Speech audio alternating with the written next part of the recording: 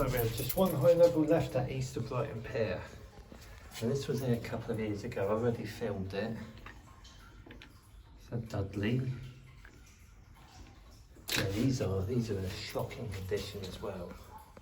I thought it was getting bad in Bournemouth, but yeah, shocking neglect. Absolutely shocking neglect.